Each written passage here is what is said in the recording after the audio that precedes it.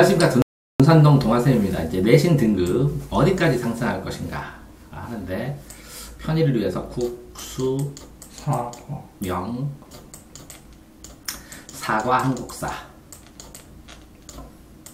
이렇게 되어 있는데요. 1학기래요. 몇 학년 같은 일을 안 나와. 요거는 맞고, 그죠? 1학년 같은 느낌이지.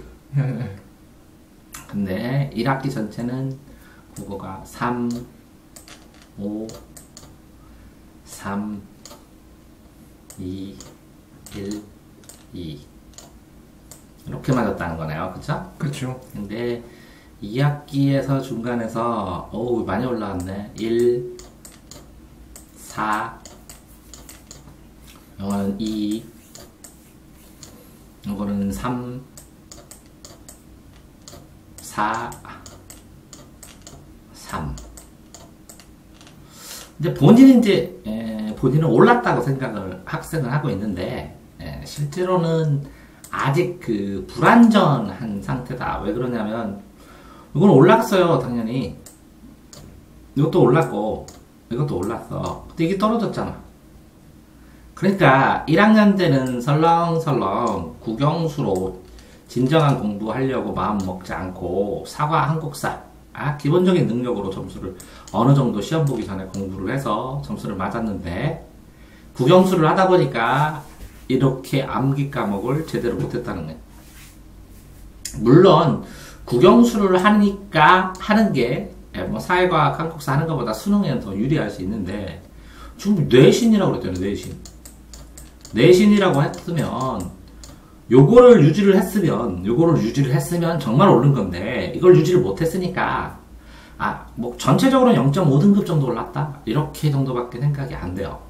그리고 등급을 할 때는 이렇게 1등급, 2등급 이렇게 하는 게 아니라 소수점으로 해야 돼요. 첫 번째 소수점으로. 뭐라고요? 소수점으로 2.3등급, 2.5등급 그래야 더 정교하니까 소수 첫 자리까지 등급을 하셔야 되고, 두 번째는 주요 과목을 한다고 주요 과목을 했는데 주요 과목을 많이 하느라고 기타 과목이 떨어지면 실제로 느끼는 느낌을 옳은 느낌이 덜 들잖아요. 그러니까 지금 뭐 내신 1 초반은 불가능한가요? 당연히 되죠. 불가능 안 하죠. 가고 싶은 대학 갈 수 있겠네요. 근데 수학은 해봐야 알겠지만 결론은 여기 정확하게 알아요. 나머지는 올릴 자신 있으면 올려야죠. 자신 있는 거랑 올린 거랑 다르니까.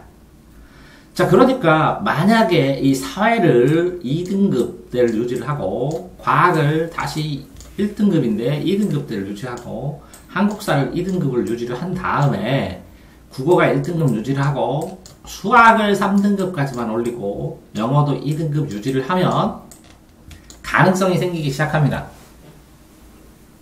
근데 이제 문제점이 국어가 1등급으로 올라가는데 좀 우연이 될 수도 있는데, 이게 언어 재능이 좋은 거예요. 국어하고 영어, 영어하고 국어. 언어 재능이 좋은 거고 암기할 수 있는 기본 능력도 있다는 거예요. 이렇게.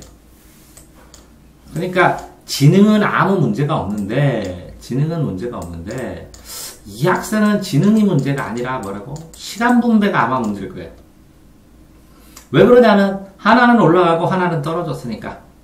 그럼 결국은 이 학생은 이 기타 과목을 주말에 얼마나 집중해서 일주일치를 총복습하느냐가 가장 그 내신을 관리하는데 문제가 주요점이 될 거예요. 그러니까 주말에 어떤 식으로, 주중에는 국영수만 하시고 주중에는 주말에 기타 과목을 일주일치를 얼마나 총복습을 하고, 특히 이렇게 총복습을 했을 때 요걸 가지고 문제까지 풀어내느냐, 적용하는 문제까지 풀어내느냐가 이 학생의 내신에 대한 좌우점이 될 것 같아요. 국어는 이게 이렇게 해서 나중에 1등급까지 충분히 가능할 것 같은데, 수학은 5등급 출발했으면 3등급에 걸려서 3등급에서 2등급 올리기가 엄청나게 힘들 거고, 2등급에서 1등급 올릴 때는 어마어마하게 힘들 테고, 여기에서 만점각까지 갈 때까지는 요거는 불가능할 것 같아요. 불가능한데 1등급 턱걸이까지 되는데, 여기에서 4등급, 3등급, 2등급인데 4등급에서 3등급 풀 때는 문제풀이의 양이 문제일 테고 3등급에서 2등급 올라갈 때는 3등급에서 2등급 할 때는 과외를 해서 과외를 하든 뭐를 하든 수리적인 능력, 자기 약점을 얼마나 보완하느냐에 문제일 테고 2등급에서 1등급에서는 오답 정리를 얼마나 피드백을 잘하느냐에 문제일 테고 그러니까 거의 이게 2.5등급 정도 되기 시작하면 과외하지 않으면 1등급까지는 쉽지 않을지도 모르겠어요. 영어는 3등급, 2등급인데 2등급을 1년 정도를 유지를 하면 1등급 가능성이 있어요. 요거는 수업 시간에 얼마나 집중해서 영어를 하느냐에 따라서 달려질 테고 요거는 1등급을 맞는데 여기에서 요거를 피드백해서 문제를 접근하는 방법이나 풀이하는 방법이나 약점 이론을 접근하는 방법에 따라 달라질 테고 그런데 이제 2등급인데 사회든 과학이든 요거를 1등급까지 치켜 올리는 게 이게 주말에 달려있고 방학에는 이게 뭐 이게 1등급 되는 거는 이건 주말에 달려있고 방학에는 방학을 어떻게 지내느냐에 따라서 이 수학의 변동수가 발생을 할 거예요. 그러니까 방학에 공부를 수학을 이게 나중에는 이 학생 이 정도면 다 1등급 찍는데 수학만 1등급 안 나와서 애탈 텐데 실제적으로 주말을 정말 성실히 해서 요거를 피크치 찍으면 이거를 피크치 찍고 우선순위가 그래요. 요거를 피크치 찍고 국어 유지하고 두 번째 그 우선순위가 5번은 뭐라고요? 기타 과목을 1등급 찍고 주말을 활용해서 두 번째 우선순위가 국어를 1등급을 유지하고 그 다음에 영어를 계속 지속적으로 하면서 여기서부터 여기까지 전부 다 계속 수학을 얼마나 오랜 기간 참으면서 야금야금 올려가느냐에 따라서 성패가 달라질 것 같습니다. 그러니까 수학은 해봐야 알겠지만 이거를 2년 잡으셔야 됩니다. 지금 고1이면 가능해요. 1등급 턱걸이까지. 나머지 올린 자신이 있으면 나머지를 먼저 올려야 수학을 끝까지 할 수가 있어요. 그러니까 주말에 악착같이 시간을 체크를 해서 사회와 한국사를 케어를 해서 요거를 버텨줘야 국어도 살아나고 영어도 꾸준하게 할 수 있고 수학도 끝까지 할 수가 있습니다. 그래서 먼저 이렇게 떨어뜨리지 말고 요거부터 살리셔야 됩니다. 그래서 상군 같은 경우에 내가 옆에 앉아있는 학생은 그래서 요거를 볼펜 한 자루로 유지를 하죠. 네. 매일 볼펜 한 자루를 쓰고 네. 그죠? 그런 다음에 매일 볼펜 한 자루를 쓰면서 이걸 계속 읽고 쓰고 문제 풀고 그러죠. 네. 이게 버텨지니까 국어를 조금 가끔 가다가 설명 듣더라도 그죠? 영어는 천천히 하더라도 수학을 계속 밀어붙이고 할 수 있는 거죠. 네. 만약에 수학만 했으면 이게 불안해가지고 전체적으로 밸런스가 깨졌겠죠. 그렇죠. 그래서 이 학생한테 가장 중요한 거는 균형의 문제입니다. 균형.